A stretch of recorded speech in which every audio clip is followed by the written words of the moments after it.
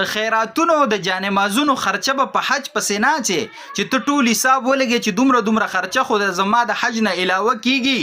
او ته چې لحاظه په ما حج نه دی فرض نو ته په دوکه کې پروت زه درته اوس خیمه چې حج په چا باندې فرض دی تاسو ټولو ته به پته ولګي چې په دې دوکه کې څومره خلک پراته دي دام درته خیم چې په چا حج فرض دی او نیکي د دې څومره وبال دی څومره نقصان دی او دام درته خیم چې چا حج په صحیح طریقه باندې وکړو دی حاجي صاحب د حرمینو نه ځان سره کومه بهترینه تحفه راوړه دام درته زه نن بیانوم ګوره جي اول خبره داره چې حج په هر هغه بالغ عاقل چې لیونی نه دی او بالغ چې نابالغه نه دی که نارینه دی او که زنانه ده چې دومره وسې کیږي چې د داخلي د ټیکټ دا خرچوي او د لارې د سفر د تلو راتلو الته چې د حج په ورځو کې د څومره پاتې کیږي هغه ځای خرچه چې کومه ضروري خرچه ده زیاتی نه ضروری گزاره حال خرچه د التم کیږي او که کور کې د ګټې وټې څوک نشته دی نو چې خپل اهل او عیال ته دومره خرچه پریدي چې څومره ورځې دی الته چې هغوی په دلته د ضرورت مطابق څه وکړي خرچه وکړي چې دومره وسته چا کیږي بس په د باندې حج فرض دی دا به نه کې چې 2 میخې د دې خو ځان له 3 لک روپۍ راځي او د 1 لک روپو وریجې دي او دغه شان د ټینټ او د کراکرۍ سامان دی د هغې کرۍ ده او جانمازونه دي او تسبیح دي او حاجي صاحب به هلته حج له تللی نو هغه چې راځي نو شاپینګ به کوي نو سپریګانې به د ځان سره لی او شیمپوان به د ځان سره لی او دومره مې خویندې دي هر یوې له به جوړالم او صادر به ولالم او رشته دار مې دي او دومره څه به کوم او د زمزم دپاره به ډسپوزیبل بوتلې لګي او ګیلاسونه به لګي او خلکو له به پکې اوبه بندوم او دا به کوم دا ټوله دوکه ده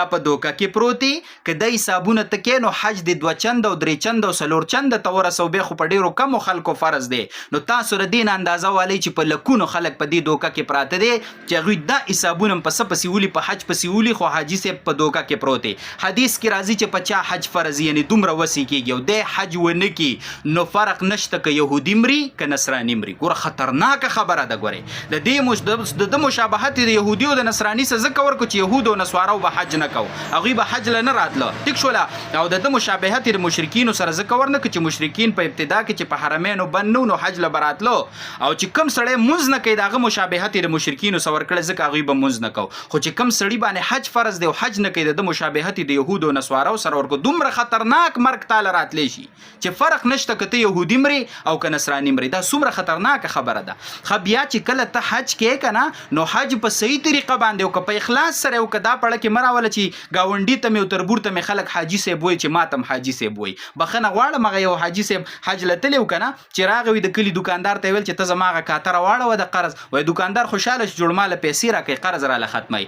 وایي چې نوم یې ورله راواړوي چې زما دا نوم دقسې ځان له لیکلی شوی ما خو اوس حج وکړو دې سره حاجي صاحب ولیکه د دې دپاره پې کاتره واړوه نو هغه ویل چې وخو دې پوی که ما خو ویل که ته ماله پیسې راکړې نو چې د دې دپاره حج نه